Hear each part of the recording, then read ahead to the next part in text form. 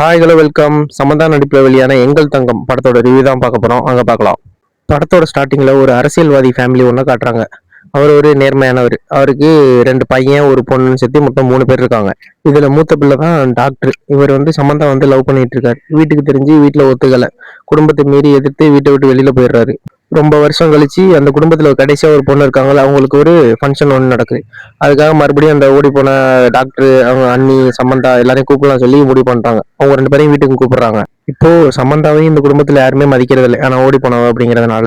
இந்த டைம்ல தான் ஜெயிலுக்குள்ளே இருக்க வில்லன் கேங் ஆளுங்கள்லாம் அனுப்பி அந்த குடும்பத்துக்கு கொஞ்சம் பிரச்சனை கொடுக்குறான்.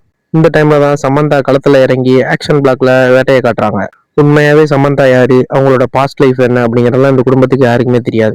இதுக்கப்புறம் என்னாச்சு, அந்த ஃபேமிலியை காப்பாத்தினாங்களா இல்லையா அப்படிங்கறத அந்த படத்தோட ஃபுல் ஸ்டோரியே. படத்துல ஃபுல்லாவே சமந்தா மட்டும் தான் வருவாங்க. இந்த படம் தெலுங்குல ரிலீஸ் ஆகி தமிழ் டப்ல எங்கள் தங்கம்னு வந்திருக்கு. ஒரு சமந்தாவை பிடிச்சவங்க எல்லாம் இந்த படத்தை கண்டிப்பா பார்க்கலாம். மறக்காம சப்ஸ்கிரைப் பண்ணிருங்க. டாடா, பாய் பாய், see you.